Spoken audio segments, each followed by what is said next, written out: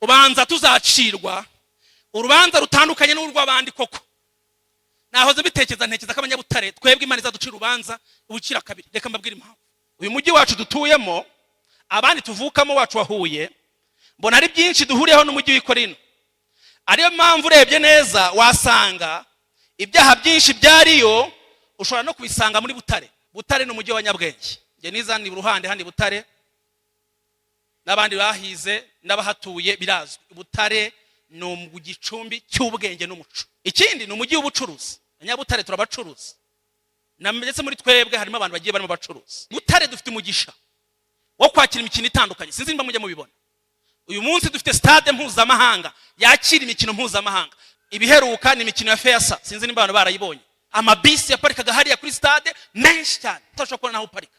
Bihita bigira Butare umujyi uhuza abantu baturutse imihanda yose. Turabyemeranyaho? Niyo tutadindira abanyamahanga muyirebe. Uru rusengero wakora statistique yasanga abavuka Butare ari bake. Njya numva abantu bavuga ngo yo ngo havutse nka kamarayika. Ngo yo ngo abye nka kamarayika. Ngo nako kamarayika ka shakara nakanyabyaha pe mbivuga buri munsi. Ntagara kamarayika ntago tubyara twamarayika. None se umunyabyaha wakoze icyaha yabyara mu marayika. Intobi byari intobo, igitovu byari igitovu. Ihene byari ihene, intama ikabyara intama. None uri mubi ariko urashaka kubyara marayika. Bishoboka bite? Nimuze kunyanga njya mvuga ibintu byinshi cyane bikura abantu imitima y'abantu. Nasenze Imana impe kuvuga ngo byerurutse imitima uyu munsi, ariko banza bitari bukunde.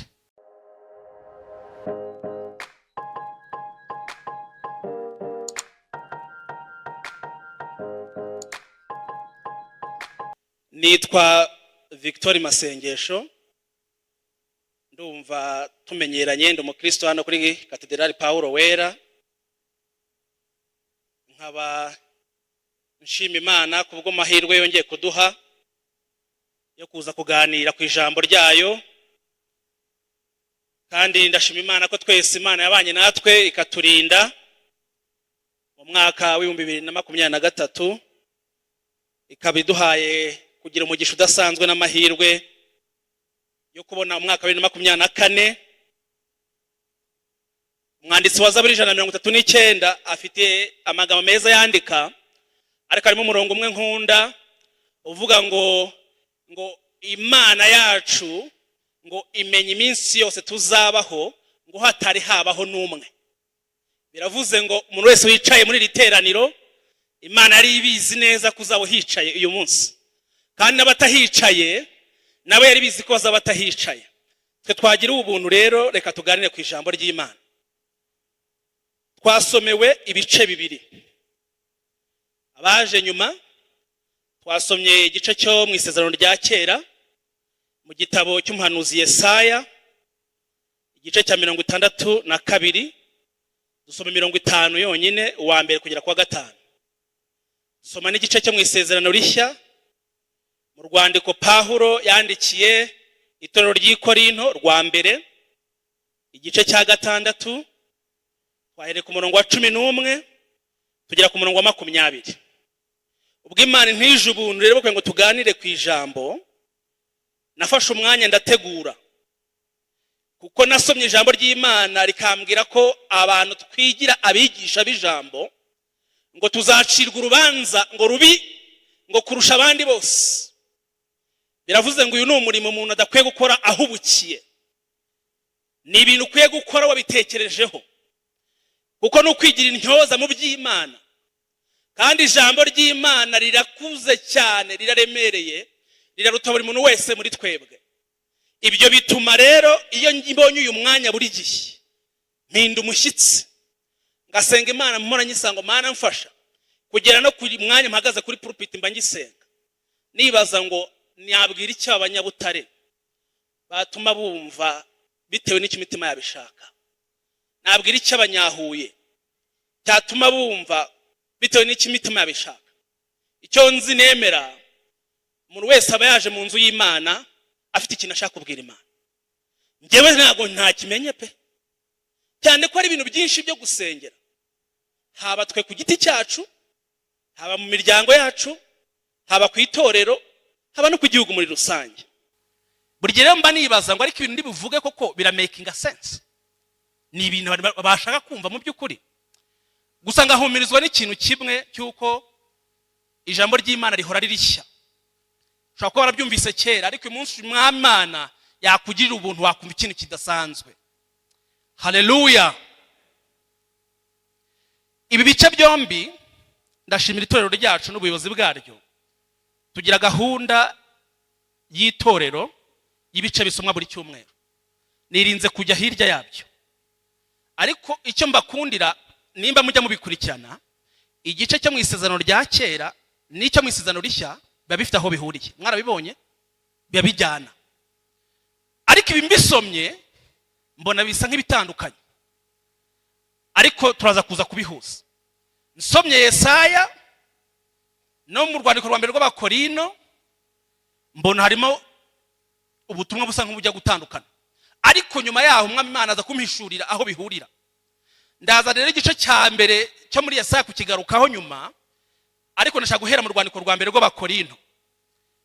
Reka twongere twasome twihuse kugira ngo dufashe abasanzwe tumaze gusoma, kugira ngo ibyo nza kuvuga hano mba nanditse nsa nk'ubisoma bitaza kuza gutakara. Urwandiko rwa mbere rw'Abakorino igice cya 6 guhera ku murongo wa 11. Ntago wakumva guhera ku 11 utumvisha ibyabanje. Kubera ihe mpamvu 11 iravuga ngo kandi bamwe muri mwe mwari nkabo, ariko mwaruhagiwe, mwarejejwe, mwatsindishirijwe n'umwuka w'Imana yacu mu izina ry'umwami Yesu Kristo. Gutangira gusoma igice kigatanya kivuga ngo kandi bamwe muri mwe ngo mwari nkabo, uhita wumva ko hari ibintu byataka hejuru. Ibyo rero nabyo ndagira ngo tubisome. Ubwo reka dusome igice rero cya 11, nako dusome igice cya 6 tudahere ku murongo wa 11, duhere aho cyatangiriye. Ndashimira mwene data dusomeye n'umutwe w'amagambo yawusomye. Hari umutwe w'amagambo uvuga ngo abakristo bahiturirwa kutaburanira ku bisi. Mutega amatwi mwumva impamvu bageze kuri 11. Iyo umuntu wo muri mwe afite icyapfa na mugenzi we, mbese ahangara kuburanira kubakiranirwa ntaburanire kubera? Ntimuzi yuko abera bazacira abisi urubanza? Kandi ubwo ari mwe muzacira abisi urubanza, ntimushobora no guca imanza z'ibintu bito hanyuma y'ibindi? Ntimuzi ndetse yuko tuzacira abamarayika urubanza nkanswe iby'ubu bugingo? Nuko rero niba mufite imanza zo gucibwa zerekeye ku by'ubu bugingo, niki gituma mubishyiraho abatagira icyo bahuriyeho n'itorero ngaba ari bo bazica? Ibyo mbivugiye kubakoza isoni.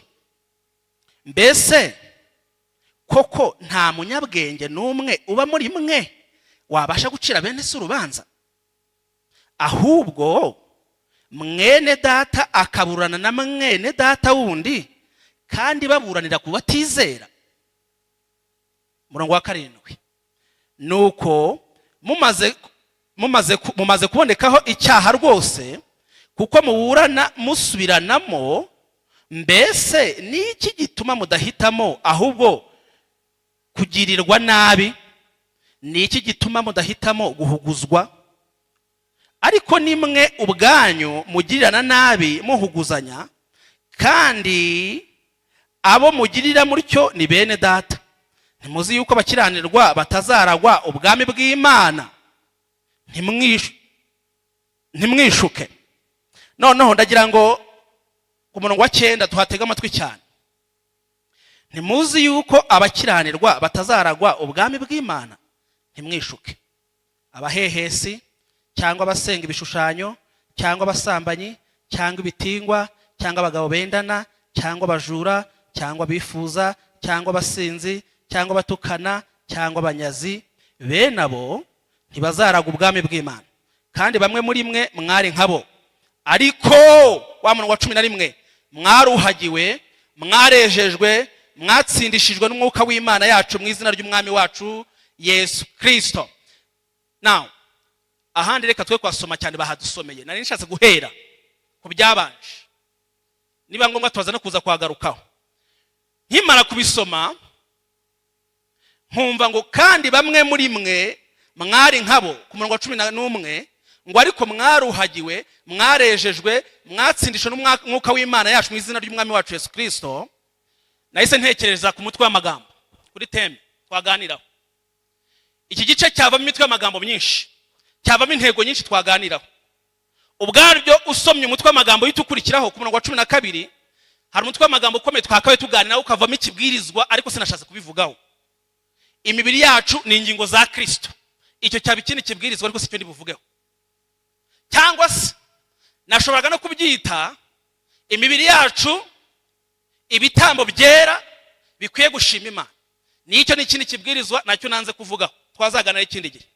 Ahubwo nsomye mu wa 11 nkuha mutwe w'amagambo uvuga ngo natwe twari nkabo. Ndongera nsubiremo, natwe twari nkabo. Nuwibagirwa ibintu byose uze kuvuga ngo Victoria atubwirije aratubwira ngo natwe twari nkabo, ako gafata ntibyoroshye, karoroshye cyane. Ariko se twari nkabande? Niyo mpamvu mpereye hejuru. Twari nkabo bande? Kuki Pawulo yandikiye itorero ry'i Korinto yagera kuri uyu murongo muhere kubyo twavuze hejuru akababwira ngo natwe twari nkabo?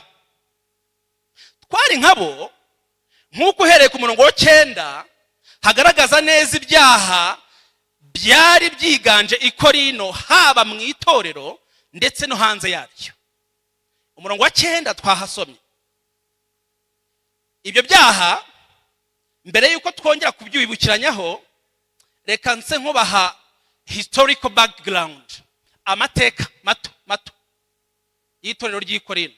Sindi umuteologie, ariko turi kumwe n'abashumba aho n'insobwa baraza kunkebura, ariko bikeya nasomye. Itorero ry'i Korinto mbere yuko avuka itorero wari umujyi, ariko wari umujyi umeze gute? Umujyi Korinto wari umujyi w'ubucuruzi wahuzaga abantu baturutse imihanda yose kandi mu moko atandukanye, imihanda yose bahuruza abantu. Wahasangaga abaromani, ukahasanga abagiriki, ukahasanga abayahudi, ukahasanga abacuruzi, ukahasanga abatwara amato, kuko muri kirya gihe ubucuruzi bwari butaratangiye nyine gukoresha ibi bindi mumenyereye bisanzwe, ariko exchange, ubucuruzi bwakorwaga bwanyumbakiranyaga mu mazi. Ababyize barabyibuka. Hari abantu rero bitaga sailors, ni abantu batwaraga amato ariko atwaye ibicuruza. Hari abantu bameze batyo.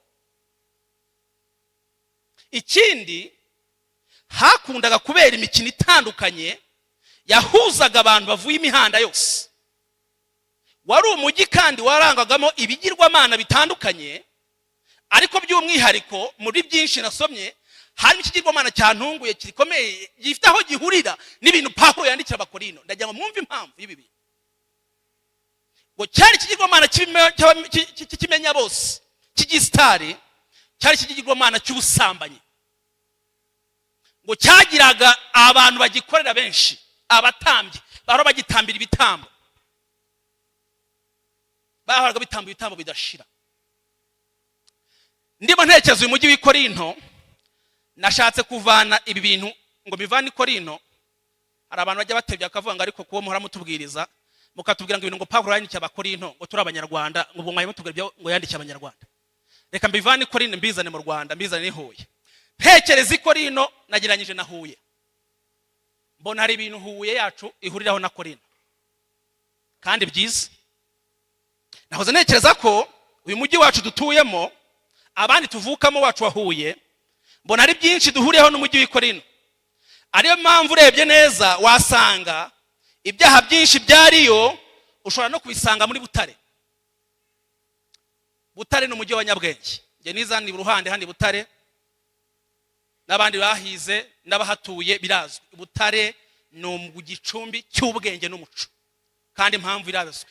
Kaminuza y'u Rwanda, zindi kaminuza zitandukanye, Piasi, Curu, ibigo by'amashuri bitandukanye, tukagira mize kubivuga ko rero ari umujyi w'ubwenge n'umuco, nekereza ko na nyakwamaya twakwemeranya ko ariko kuri. Ayo mpamvu urebye rero, urebye neza wasanga rwose hari ibintu butarijya guhuza n'uyu mujyi, nimba mwumvise ko twavuze. Ikindi ni umujyi w'ubucuruzi, Nyabutare turabacuruzi, ndetse muri twebwe harimo abantu bagiye barimo bacuruzi. Ikindi Butare dufite umugisha wo kwakira imikino itandukanye, sinzi nimba mujya mubibona. Uyu munsi dufite stade mpuzamahanga yakira imikino mpuzamahanga. Ba Kristo wa Nyabutare Cathedral St Paul wera, nizera ko ibyo nabyo mubibona mukabikurikirana. Ibiheruka ni imikino ya FEASA, sinzi nimba abantu barayibonye. Twari twahuje abanyeshuri baturutse mu bihugu bitandukanye, Tanzania, Kenya, Uganda, kuza kugera no mu Rwanda. Hari abantu benshi cyane muri uyu mujyi wari mu buzima ubibona. Abacuruzi bacuruza, urujya n'uruza, amabisi yaparikaga hariya kuri stade menshi cyane, utashobora kubona naho uparika. Bihita bigira Butare umujyi uhuza abantu baturutse imihanda yose. Turabyemeranyaho? Niyo tutadindira abanyamahanga muyirebe, uru rusengero wakora statistique yasanga abavuka Butare ari bake. Reka mbikore gato n'ikinira murebe. Abantu mwaje hano muje guhaha mutavuga Butare, muzamura ikiganza. Mwihangane mwihagarareho. Zamura ikiganza muri hano waraje guhaha. Yakuba meya dore ibyo navugaga. Ngiki kigira Butare umujyi uhuza abantu bavuye hehe imihanda yose. Ariko ubwo nibwo bwiza bwawo. Niyo mpamvu nababwiye ngo dufite ibyo duhuriraho niko rino. Nibi rero turabyihanganira tubyihane, ariko ni byiza tubanje kugira gute kubyishimira. Haleluya. Nimuze kunyanga njya mvuga ibintu byinshi cyane bikura abantu imitima y'abantu. Nasenze Imana impe kuvuga ngo byerutse imitima uyu munsi, ariko banza bitari bukunde. Naje kumenya ko ubwiriza akwiye kubwiriza mu rukundo no mu kuri. Ibyo bintu iyo bigendanye nibwo biba byiza. Natwe twari nkabo twibukiranye bande twabasobanuye ko bari bameze.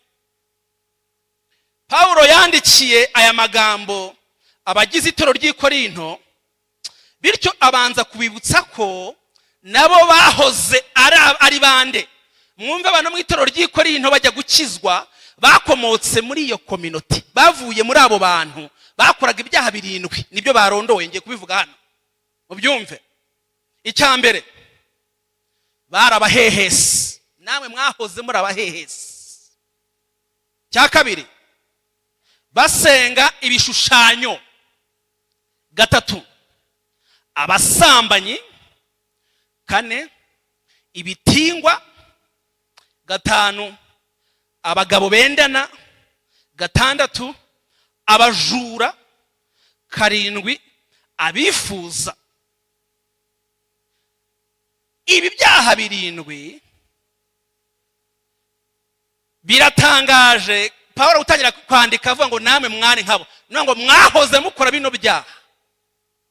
Paulo rero yandikira ab'i Korinto abibutsa ko nubwo bamwe muri bo bahoze bakora ibi byaha byose uko ari 7, ariko ko amateka yabo yaje guhinduka ubwo bizeraga Yesu Kristo bagakizwa. Haleluya. Niyo mpamvu yongera kubibutsa amahame shingiro yabizera bose ku murongo wa 11, kugira ngo mwumve niba twasomye duhereye kuri 11 ngo byavuye he. Arabibutsa amahame shingiro y'agakiza.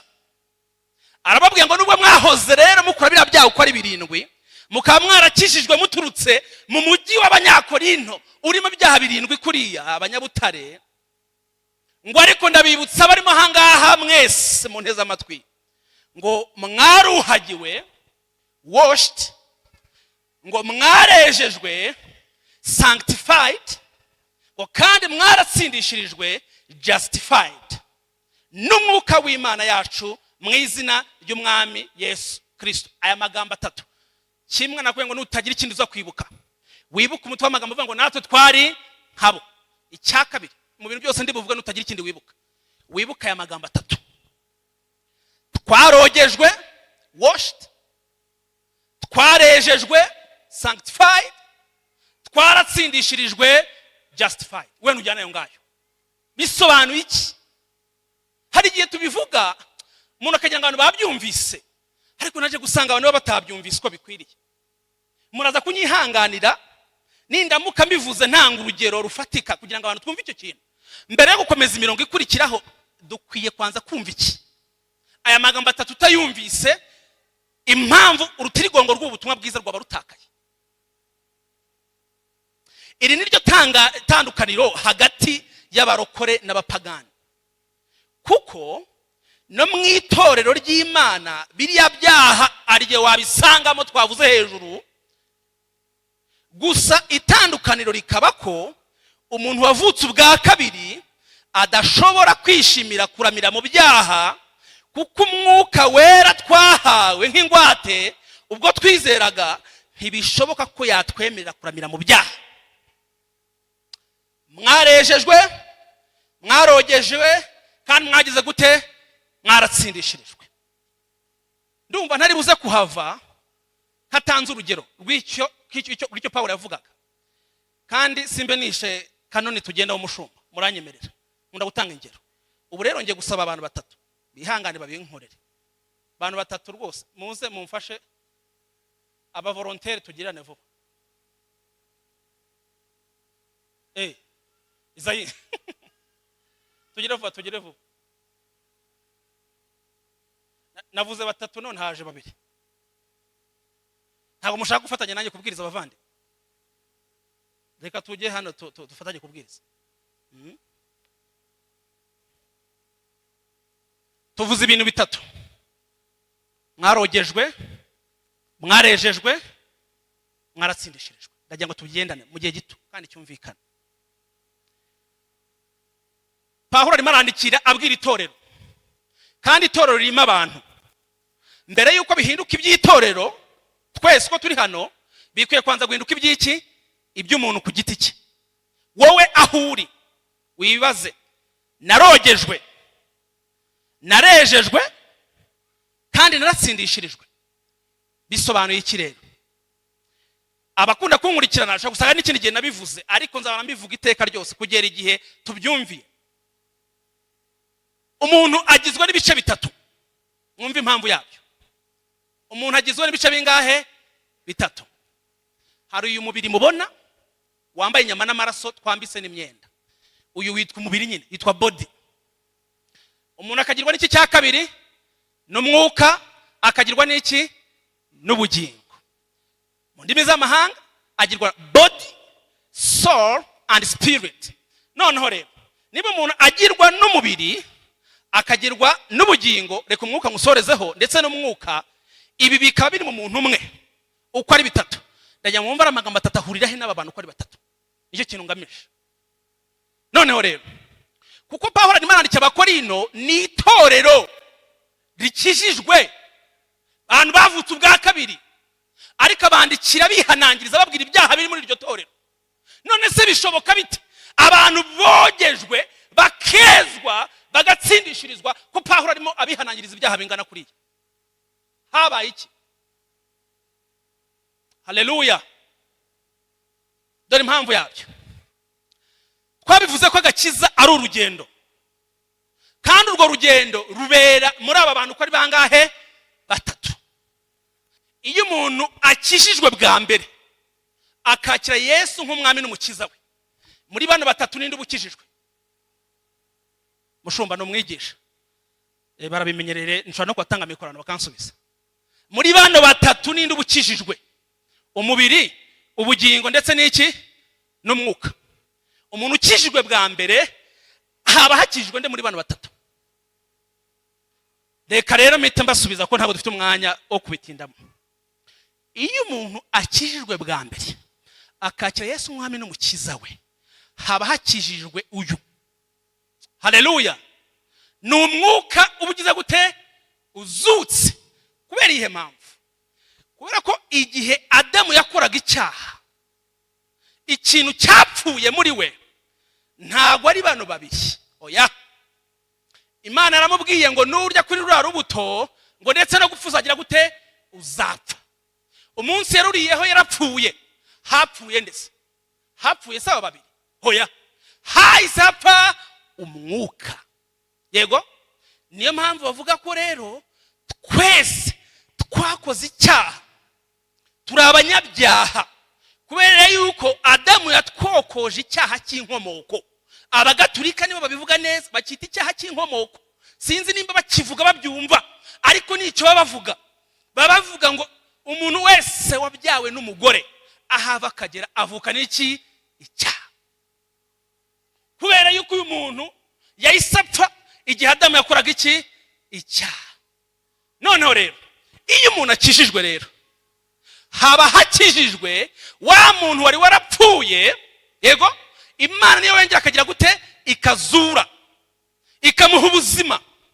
Niyo mpamvu abantu bataravuka ubwa kabiri buriya bagizwe n'ibi bintu bibiri: hakora umubiri, hagakora n'ibitekerezo. Icyo bita soul, icyo bita ibitekerezo muri ni mind. Pastor Mkisi sinzi bamujya mu mwumva, ndamukunda cyane, akunda kwigisha kugira Yesu mu bwonko. Hari abantu bajya bamwumva iyo avuga kugira Yesu mu bwonko, abavuga iki? Ni kugira Yesu muri mind, muri soul. Nicyo icyo bita ubugingo. Hari igihe kitumvikana mu Kinyarwanda. Ni ibitekerezo n'amarangamutima na conscience byari bitwara abantu.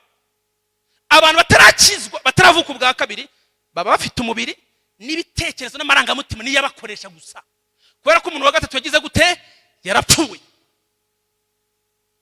Gutsindishirizwa rero niho duhereye.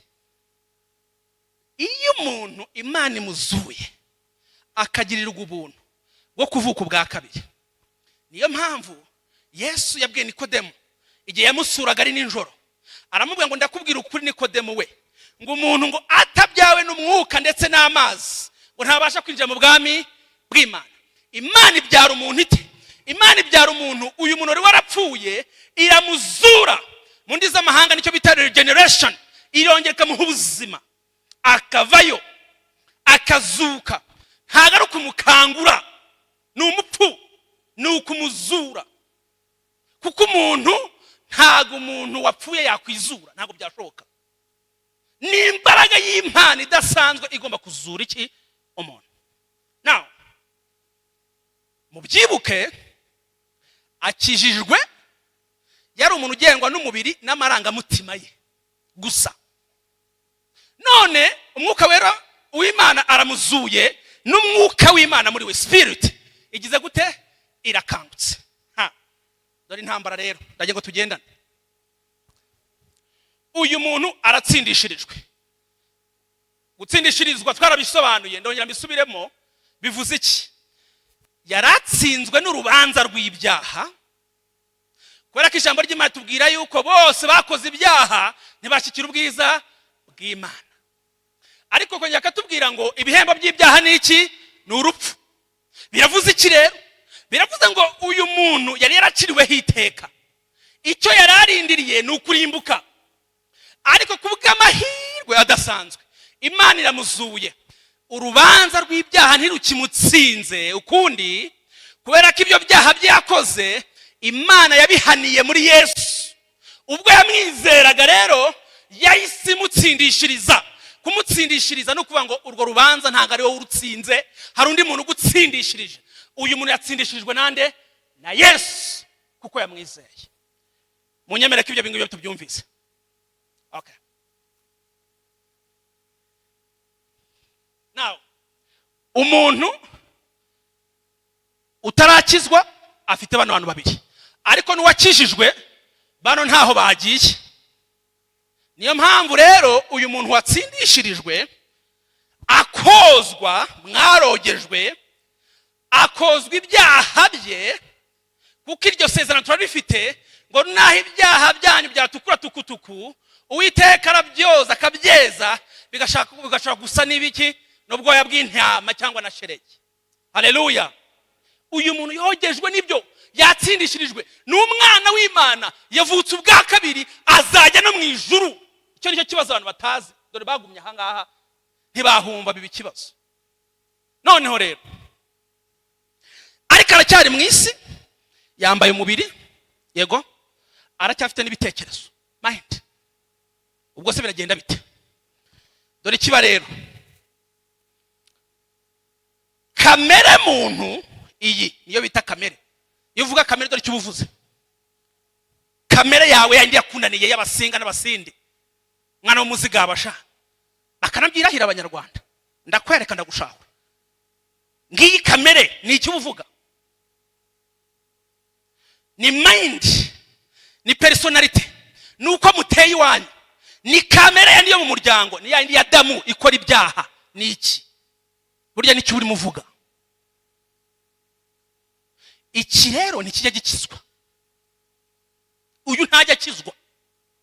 Mwe mubizi. Uyu ntakizwa kuzageza igihe Kristo azagarura gutwara itorero. Haba iki rero? Kubera yuko turi muri fallen nature, turi mu isi yaguye, turi mu isi yakoze icyaha, twera imbuto z'ibyaha gusa. Noneho rero iyi mind, iyi mitekerereze, iyi personality yawe, iyi kamere yawe ikikora gusa n'iki? Ni ibyaha. Ijambo ry'Imana riratubwira ngo abana b'abantu ngo bagotomera ibyaha nk'abagotomera amazi. Ni wireba uraza gusanga ari guteye. Nanjye ubabwiye niko nteye. Nubaho wicaye hano wasanga urimo bikora. Nzi ko ndimo nkubwiriza. Kubera ihe mpamvu? Kubera yuko icyaha ni iki? Ijambo ry'Imana ritubwira ko icyaha ari ubugome. Kuvuga ngo icyaha ni ubugome no kuvuga iki? Ni ukugomera amategeko y'iki? Y'Imana.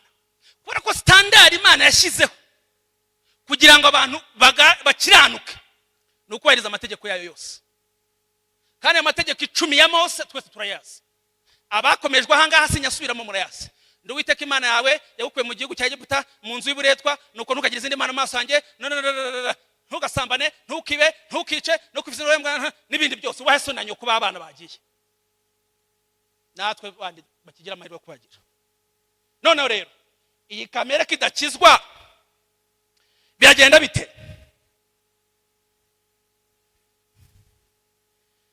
Aha rero niho hahita haza cya kintu cya kabiri twavuze cyo kwezwa. Sanctification, sanctified, kwezwa. Yego waratsindishirijwe, umwuka w'Imana yawarazutse muri wowe, wavutse ubwa kabiri, uri umwana w'Imana. Ibyo nta wabikuvuguruzaho, nta n'uwabikuburanyaho. Ariko uracyafite kamere, kandi kamere idakizwa. Bivuze iki rero? Biravuze ngo ugiye gutangira kwiga uko abana b'Imana bagira gute? Bagenda. Niyo mpamvu n'ubwana tubyara turabutoza, turabwigisha, tubwigisha kwera. Njya numva abantu bavuga ngo yo ngo havutse nka kamarayika, ngo yo ngo abye nka kamarayika, ngo nako kamarayika ka shakarakara nakanyabyaha pe. Mbivuga buri munsi. Ntagara kamarayika, ntago tubyara twamarayika. None se umunyabyaha wakoze icyaha yabyara mu marayika? Intobo ibyara intobo, igitovu kibyara igitovu, ihene ibyara ihene, intama ikabyara intama. None uri mubi ariko urashaka kubyara marayika? Bishoboka bite? Ubwo bubi bwawe butuma ubyara akanyabyaha. Ni nayo mpamvu iyo ufite akana gatoya, nongere mbisubiremo, wagahereza ibere kakakuruma. Ninde ubukigishije kurumana? Kabyikijwe nande? Kristo. Kamere y'icyaha iri muri ko, ntawe ubigatoza. Kuki tubahereza ikintu umuguriye? Akira biswi, ukatuhindukira ngo wampaye, akora iki?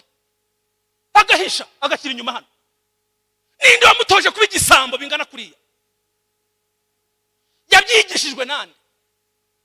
Yabyigiye he? Nimba atari kamere y'icyaha imurimo. Niyo mpamvu nababwiye ngo icyo dukora gusa ni ukubigisha kwera mu ngeso zabo, ni ukumutoza uko abana b'Imana bagira gute? Bagenda. Nicyo bita sanctification, ngo mwarejejwe.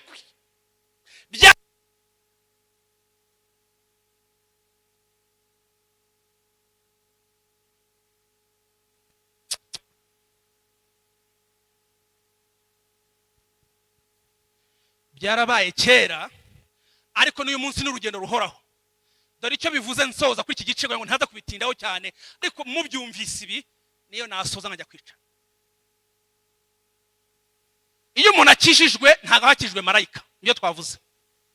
Ikigereranyo cyiza ni icy'umwana w'ikirara. Inkuru ze murazibuka. Haleluya. Ni umwana w'ikirara wataye urugo ava kwa se mu itangiriro kwa Adamu, none aragiye arashayishije, akoze bya byaha 7 itorero ry'Ikorinto Pawulo arimo abarega. Yego, arasambanye, n'abatinganyi, barendana, bagira amagambo, mwongeraho n'ibindi byaha abanyabutare dufite muri literaniro nabyo birahari batavuze hariya. None uyu muntu arakijijwe, avutse ubwa kabiri.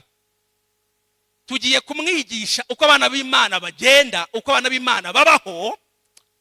Ego, ariko tubimwigishe nk'ikirara nyine, nk'umwana w'ikirara ugize gute, ugarutse mu rugo, ugarutse kwa se. Ikizaba ni iki? Ugiye ugatoragura amayibobo hano ku muhanda, ukamujyana mu rugo, muri wanyu, muri yanzu nziza. Ikizabaho nuko ninjoro nimujya kurya, uzajya kuzana iby'amafurusheti usanga yamaze gushyiramo intoki. Siko kuri se? Kubera ko havuye muri kamere wabo, ku muhanda nta byo gukaraba bihaba, nta n'ibyo kwisha ifurusheti byahabaga. Ariko ugiye gutangira kumutoza, kumwigisha ko muri uru rugo ntago barisha intoki badakarabye, ahubwo turisha iki? Ifoka. Urumva ikintu bivuze? Najya kuryama ninjoro,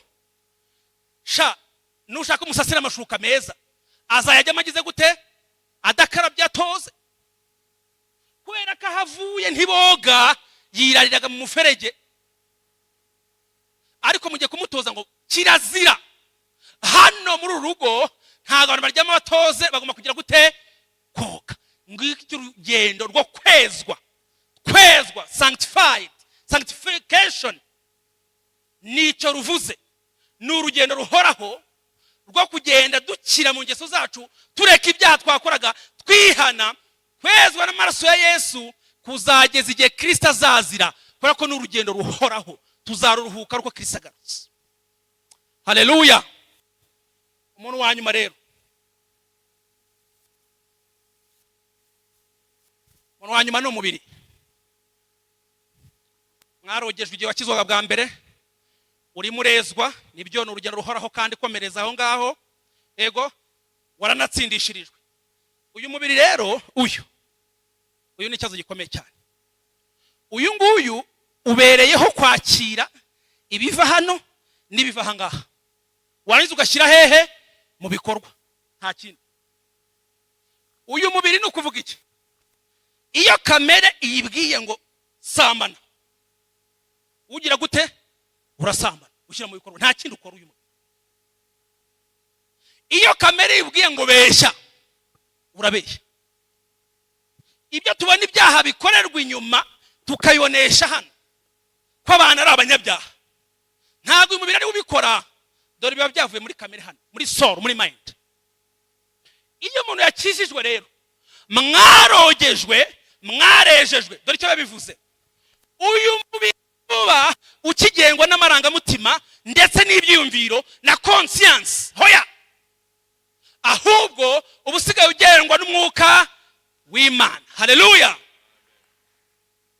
Mwayakoma mubishaka n'ubundi cyane.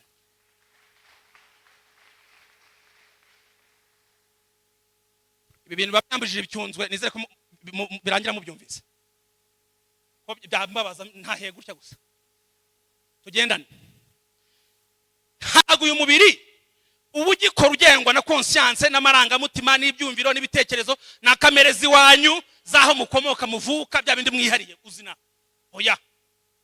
Niyo mpamvu kandi iyi kamere ntipfa, ubyibuke. Iyo kamere ibwiye umubiri ngo sambana, ngo nibona ku cyaha cyane, ndibuze gusoreza mu kanya. Pawulo yihanangirije Abanyakorinto akigaruka mu byaha 7. Nicyo yavuze ibyaha 2, nibyo ndibusorezeho. Ibaza impamvu muri 7 yavuzemo ibyo 2 gusa. Nicyo ndi gutangaho urugero. Iyo yavuze ngo sambana, umwuka wera wazutse uhita ubwira kamere ngo no, uramenye, ubu uri umwana w'Imana, have wibikora. Yego, haleluya. Kamere kongera ati Izayi yatware n'ubundi urakene, ntukabura ubwenge. Abantu bose barakize, abandi bubatse amazu, abandi baguze amamodoka, uraho urasamye ngo uri umurokore. Kamere yabwira umubiri ngo yatware, umwuka wera akabuza kamere akabwira ngo uri umwana w'Imana, have. Ntago abana b'Imana bakora batyo. Haleluya. Yanakubwira n'ibindi byinshi. Umwuka wera akabuza kamere. Niyo mpamvu rimwe iyo umwuka wera umwumvise umubiri ntukora ibyaha. Ariko iyo byanze kamere ikakuganza, ikaganza umwuka uri muri wowe, ibyaha ugira gute? Urabikora, kuko ni urugendo ruhoraho. Iyo mageze buri gihe nkunda kwihanganisha abarokore. Kubera urugamba ruba hano, abarokore bafite turoma barinda kuzirukanka. Ndashaka kubabwira ngo urwo rugamba n'urugamba rwiza, ni mu rurwane mu izina rya Yesu. Haleluya. Nimba ari intambara iba hano rayi, ujye uyirwana nawe. Niyo utansubiza ndabizi urayirwana. Kubera ko umurokore wese arayirwana intambara, umwana w'Imana wese arayirwana. Nimba uzi yuko iryo jwi ukiryumva rikubuza, rihora riguhana, menya ko uri umwana w'Imana, ahubwo usigaje kugira gute? Kubyumvira. Niyo mpamvu abarokore duhorana turoma ivuga ngo Mana yanjye ndapfuye, ubu Yesu agarutse, ubu se najya mu ijuru, byagenda bite? N'ikimenyimenyi. Reka mbaza abantu hano, ubu Yesu ahise agaruka, ubu tuvugane, mwazamuka, nimuzamure ikiganza. Uwumva Yesu nahita amanuka, ubu tuvugana ahita agenda, nazamure ikiganza. Itorero ryose ngo nta numwe wagenda.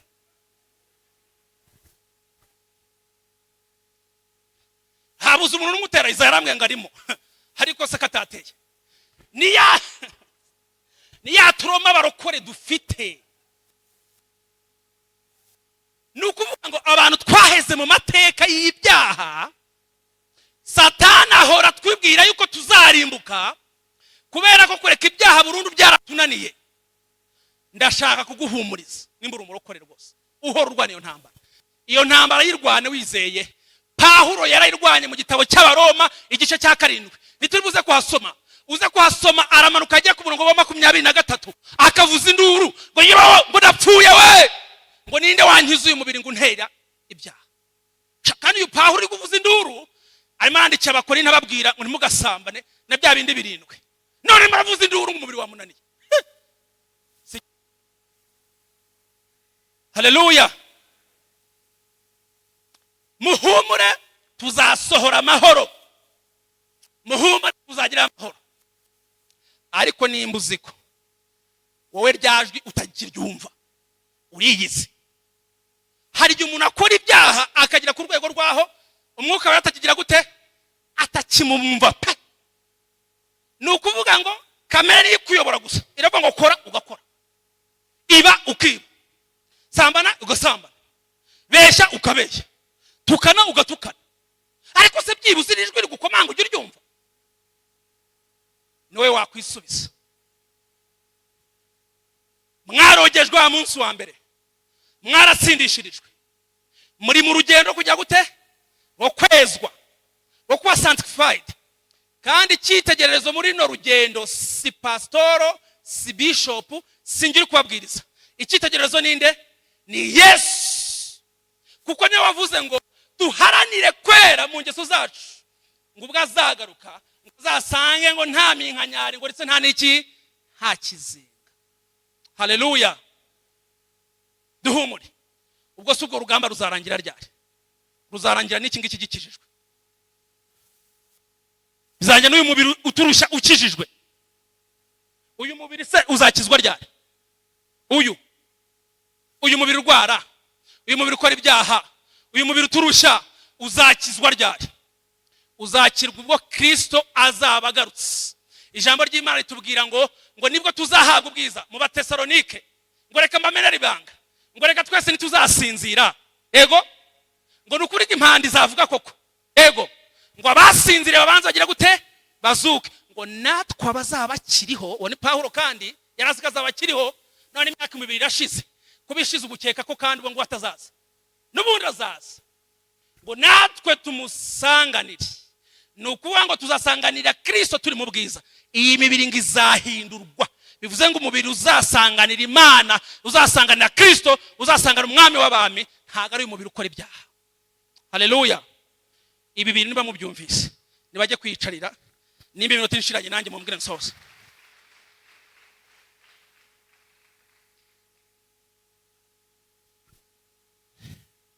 Ubu rero ndabizi ko mfite icyaha cyo gutinda kubwiriza, ariko muzakimbabarira mba mfite ibyo kuvuga. Haleluya.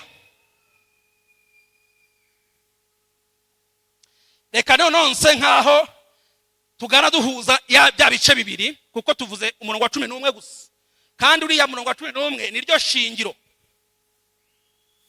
Ku murongo wa 12, murongo wa 12 twatangiranye titiri ivuga ngo imibiri yacu ni ingingo za Kristo. Nababwiye yuko nshobora kuza gukuramo ibyigisho birenga 2 ariko sindi bubijyemo. Reka mbivuga amagambo make mbihine. Biratangaje kubona Paulo wibutsaga b'Ikorinto ko bejejwe kandi batsindishirijwe, atangiye kubacyaha kubera ibyaha kandi byagaragaye mu itorero. Umurongo wa 12 kugera kwa 13 waho twasomye, arabakebura kwirinda gupfa inda, ndetse akabibutsa ko nubwo bizera natwe twemererwa byose nk'abandi, ariko dukwiriye gushungura ibifite umumaro kandi binezeza umwami wacu cyane, kari we cyitegerezo cy'abizera. Ababwira ibyaha 2 bikomeye. Ababwira icyo kudapfinda, akavuga ngo inda ni ibyo kurya, ngo ndetse n'ibyo kurya n'ibyiki ngo ni inda, ngo kandi ngo byose ngiwe itaka ngazabitsemba. Ukwiye kwibaza ngo babwiye ibyinda. Iri toraniro nakiri torero ry'Ikorinto ntago nshaka kwitindaho, barimo bapfa ibyo kurya, ariko babipfa kubera iye mpamvu. Kubera ko bari muri community y'Ikorinto twavuze kw'Imana, wasangaga batambye ibitambo bya kira kigirwamana cy'ubusambanyi, inyama bakoresheje batamba bakaza kuzisangiriraho bari muri za fete. None abakristo basohoka nabo bakajya muri izo fete bagasangiraho. Noneho iri teraniro rero ririmo abantu batandukanye, ririmo abayahudi. Mwabyumvise, abayahudi bagakomeza imihango n'amategeko y'abayahudi, ariko ririmo n'abaromani n'abagiriki b'abanyamahanga, kuko aribo Pawulo yatumweho. Noneho rero haba intugunda zo kwanga kuki muri izo nyama, abandi bati tukwiye kuzirya. Ukomeje muri iki gice mu Bakorino ubona Pawulo avuga iby'izo nyama, ni iyo nda yavugaga, ariko washaka yanabizana no mu itoraniro ryacu, no mu itorero ryacu. Inda ntihemuje benshi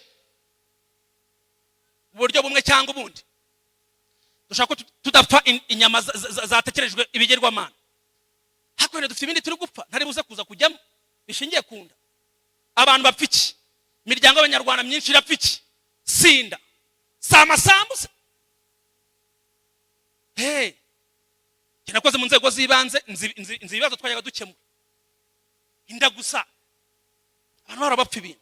Umurongo wa 14 kugera kwa 20, Pawulo arakebura bikomeye abitorero ry'Ikorinto kwirinda ubusambanyi, kubera ko ari icyaha Imana yanga urunuka, haba ku muntu ku giti cye ndetse n'ubusambanyi bukozwe n'itorero. Now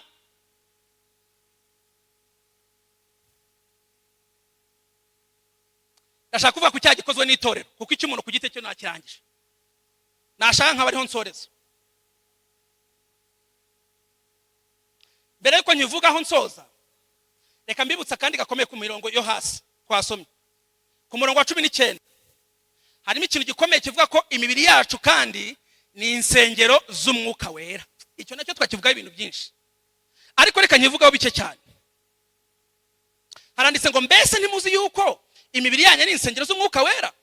Ikibazo gikomeye.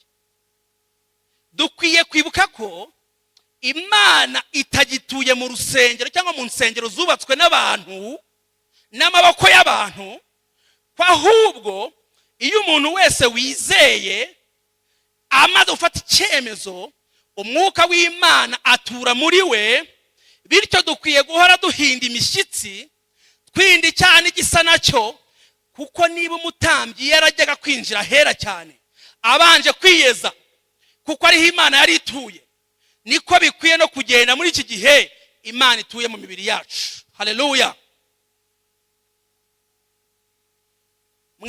Mwihema ry'ibonaniro harahera cyane, turahibuka. No muri temple, mu rusengero rwa Salomo yubatse harahera cyane, Imana yari ituye. Ibyarimo sinjya kubivuga cyane, cyuko harimo intebe y'imbabazi kandi yicayeho Imana, ndetse n'abamarayika n'abakerubi bagose impande zombi. Ariko ntarajya kuri ibyo, iyo umutambyi yajyaga kwinjirayo, yajyagayo rimwe mu mwaka agiye gutamba itambo by'Abayisiraheli bose. Ariko mbere yo kujya kubitamba ngo Imana ibababare ku byaha bakoze umwaka wose, nawe akabanza kwitambira igitambo cye. Ngo ndetse ngo ibyo nibe bihagije, ngo bakamwambika umunyururu ku kuguru, kuko iyo yagendaga ari na gato yasigaje, ngo Imana agira gute yamutsindagaho. Kugira ngo bamenye ko Imana itamwishe, bamwambikaga umunyururu ku kuguru ngo bakawuzunguza, ngo yaba ari muzima agatera akaguru bakavuga aracyariho.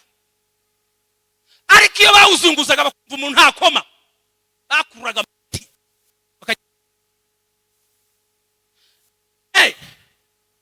Aho hantu Imana ituye hari hameze haryo, ngo harahindutse, ngo hahindutse imitima yacu. Ndi ngewe nabisomye umutima urandya, ndavuga nti iyo Imana yica nka kera mba narapfuye nko ku mwaka wa 2 wanjye nkivuka. Wewe waragiye ryari? N'uyu munsi wasanga wagenda. Aho hera cyane hitwa mu mutima wawe, uhasukura bite? Uhasukura bingana bite? Ntibikigombera gutanga amasekurume y'intama, ntabwo bigisaba amapfizi. Umukene uri muri twebwe ntabwo bikigusaba intuma. Oya, igitambo cyarabonetse. Haleluya. Urwandiko rw'Abaheburayo igice cya 10 umurongo wa 10 haravuga ngo Yesu yitambwe rimwe ngo kugira ngo bihagije iteka. Urwandiko rw'Abaheburayo igice cya 9 umurongo wa 22 hari amagambo akomeye cyane avuga ngo kuko ukurikije amategeko ibintu byose byizwa n'amaraso, ngo kandi amaraso atavuye ngo ntihaba kubabarirwa ibyaha. Uzi icyo bivuze? Biravuze ngo Imana yacu ibabarira icyaha ari uko amaraso yagize gute yamenetse. Ni simple logic. Iyo amaraso atamenetse Imana ntibabarira ibyaha. Nta bindi. Kera hamenekaga ay'amapfizi, ay'amasekurume n'intuma z'intungura.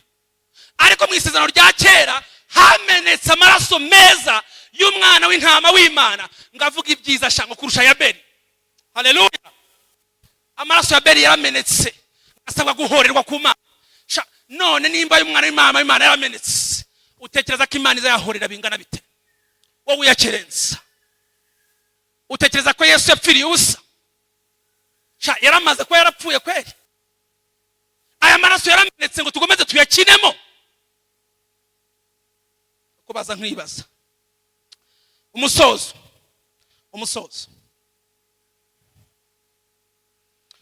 Ubwo Imana itababariye Abisiraheli,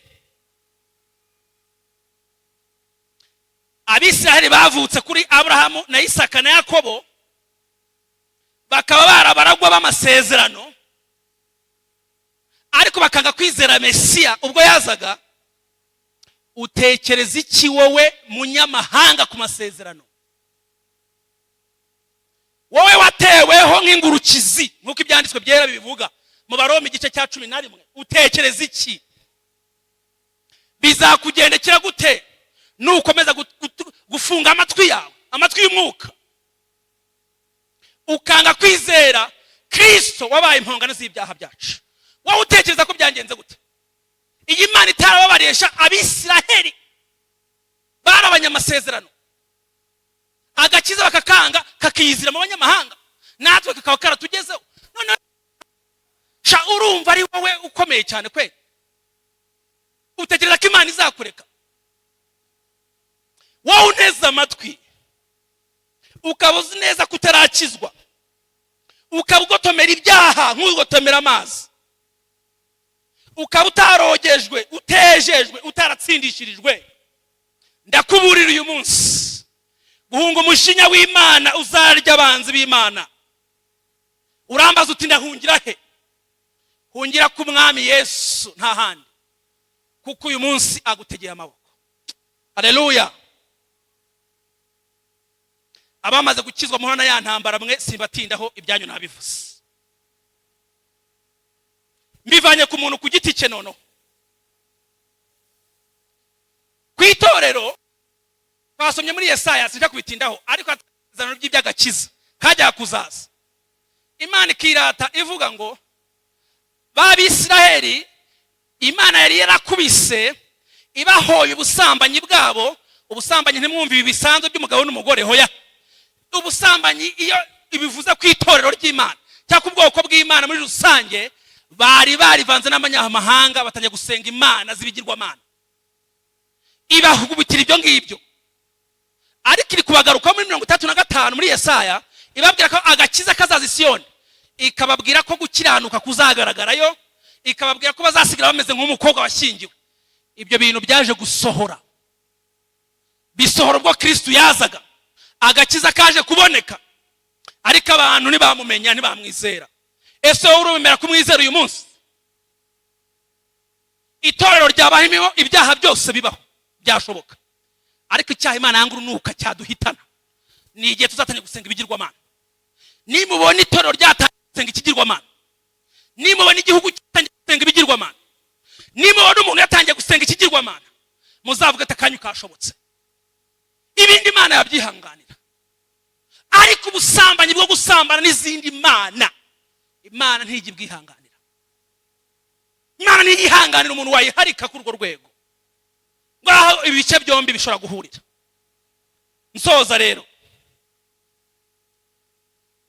bene data abanyabutare bavandimwe, ubanza tuzacirwa urubanza rutandukanye n'urw'abandi koko. Nahoze bitekereza ko abanyabutare twebwe Imana izaducira urubanza ubukira kabiri. Reka mbabwire impamvu. Abamaze iminsi muri uyu mujyi, uko byamera kose, mushobora kuba mwarahuye n'umugabo abantu benshi bakerensa ubutumwa bwe. Akunze guhera mu Irango, akamanuka Itumba, akajya ku Mukoni, akamanuka Campus, akazamuka mu mujyi, akazenguruka, akongera agasubirayo. Nimba mwaramubonye muraza kumbwira ko mwamwumvise. Nge naramwumvise imyaka myinshi. Avuga amagambo atajya hinduka n'interuro ebyiri. Reka nzibibutse kugira ngo atazagira uvuga katumvise. Nutumviye muri amateraniro uyu mugabo yaramubwirije. Ntekerezanye ko amenya ko nta munyabutare wakwiregura. Uyu mugabo yabwirije abantu, aravuga ngo ntimuri beza kuruta abo mu gihe cya Nowa. Bararyaga, baranywaga, bararongoraga, barashyingiraga, ngo ariko umwuzure ujugira gute urabarimbura. Nibyo amagambo yivugira. Yarangiza akadashyira irya kabiri, kagapfa kaburiwe ngo ni impongo, ngo igikenya nticyumva ihone. Mwaramwumvise ntimwamwumvise? Mwaguruka dusenge Imana. Dasoje.